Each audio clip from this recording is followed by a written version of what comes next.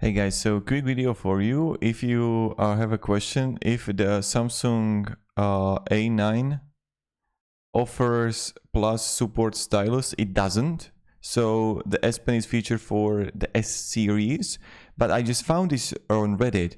So the Tab A9 Plus not compatible with Samsung S Pen, and what you can do, he just sent the links here, and what he bought, okay.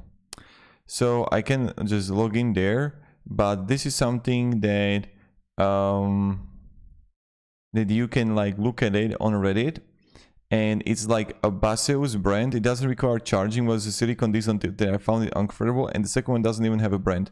It requires charging because it works on the battery. So you can actually check it something on like AliExpress, on Amazon, and then just like buy that, and instead of like this S Pen, right? So that's something you can do, and have a great day and goodbye.